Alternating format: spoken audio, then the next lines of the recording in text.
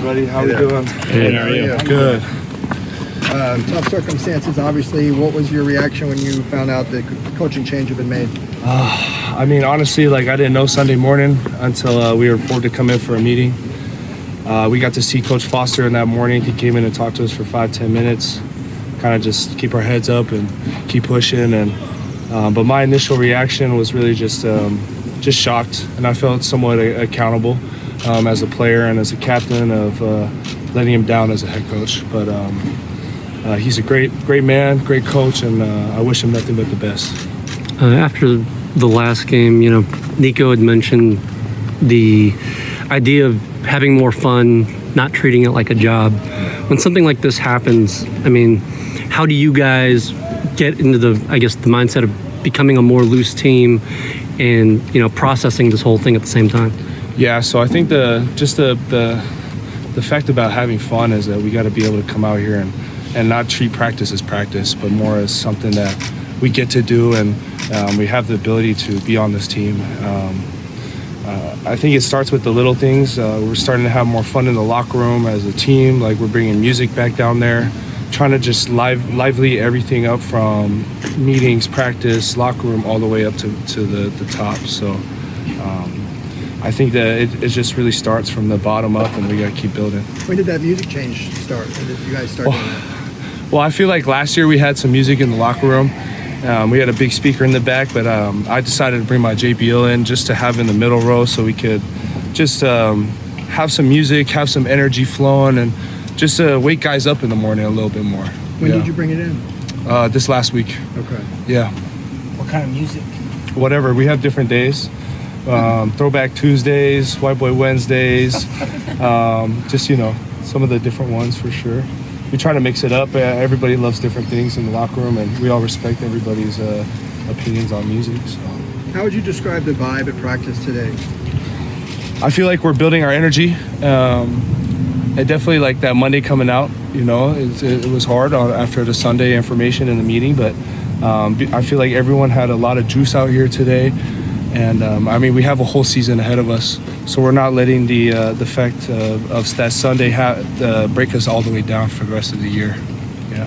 And then I know you're on offense, but Kaika Malloy also gone. What's been the reaction among the team to that? Honestly, I didn't even know what the story with Coach Kaika was. I'm not really filled in. I know some of the defensive guys loved him so much, and sorry to see him go. Initial reaction as a man, he's a great person, great family person, and he brought so much value to this team. It's just unfortunate that I feel like he felt somewhat responsible along with Foster as well. So all we can do is support him on his next step, and hopefully he can come back and see the guys at some point. With so much happening, 2 coaching changes, a 0-3 start. I know you guys say you control what you can control, but how hard is it to control what you can control when there's so much else going on that's actually affecting you guys? Can you repeat that one more time? I'm sorry. Yeah, you guys say that, you know, when there's coaching changes and a tough start to the season, you control what you can control, but how hard is it to actually do that when there's a lot happening in the program? I mean, it comes down to the discipline part and just being able to control the things we do outside the building as well.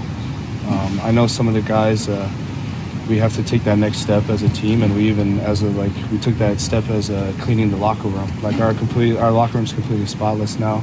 So like controlling those kind of things is what's going to make us take that next step as a team and compete in the Big Ten this year. And I think that we just got to keep stacking those on top of each other.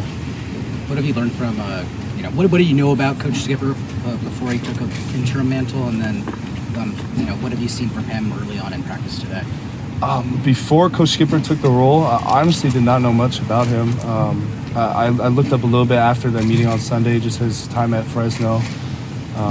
But his initial energy and just his way he is in meetings, I think he's really trying to uplift us as athletes, and he's not really trying to focus too much on what happened, but more of the future of what we can do. Yeah, he's a great person, and I think he's a great coach as well. I know he's a defensive mind, so I think that's going to be good for our defense as well. And I mean, even at practice, we're starting to hit against the good on good again. So I think we're trying to take that next step of sharpening iron again. You've been playing left tackle the last couple of games. How's that gone from your perspective? I mean, they wherever the O-line needs me, I'm trying to do my best at any spot they put me in. We're kind of just trying different combinations again and just figuring out what can really get that ball moving and get that ball rolling. Initial reaction at left tackle, I was just happy to be able to come out and make a difference in UNLV. And then even last week, through the ups and downs, just be able to try to uplift the line and keep that role as a captain. But I mean, wherever Coach Quan needs me to play, I'm ready for that opportunity and that role, and I'm gonna take it the best I can.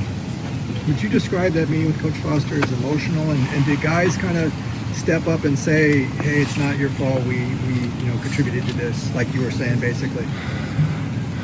It's hard because it was an early morning meeting, and they didn't get a lot of the guys in there because we had Saturday off because of the bye week. But the guys that were in there, we didn't really get a chance to talk to him afterwards. But I think he could tell that we all felt that way. We knew we had responsibility as a team, and we knew that it wasn't all on him. I mean, he talked to us for 5 minutes.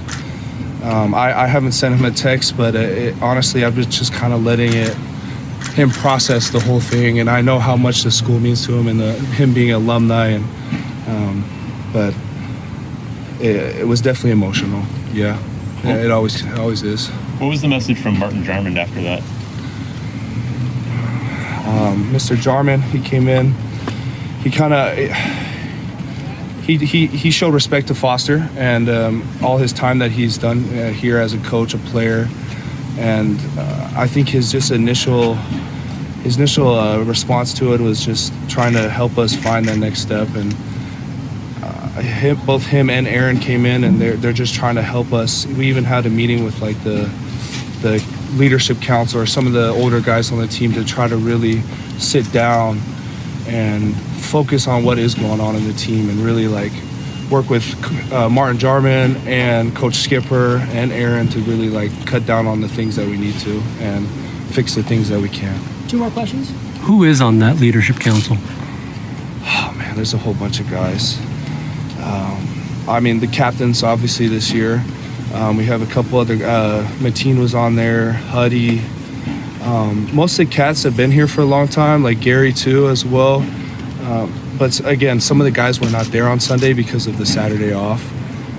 I'm sure next time we're going to have a meeting with Mr. Jarman every Sunday after games and just have a little talk reset of how the week's going, how the team's looking, and really just trying to build up with him.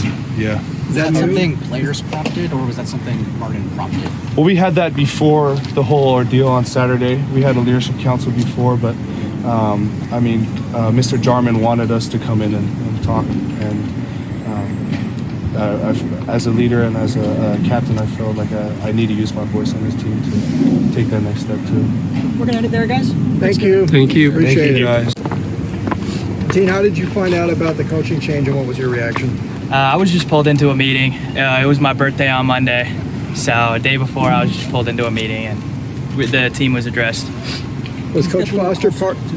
Yeah, sorry. Was Coach Foster the one to tell you, or was it somebody else? No, the AD came and told us. Okay, and did you get a chance to talk to Coach Foster after that? No, I didn't speak to Coach Foster. How hard was it just to hear the news? Of course, I feel like as a whole team, I mean, we all love Coach Foster, but the decision was made, and I mean, as of now, I feel like we just have to take accountability and move forward. How would you say the morale of the team is and where it's at right now?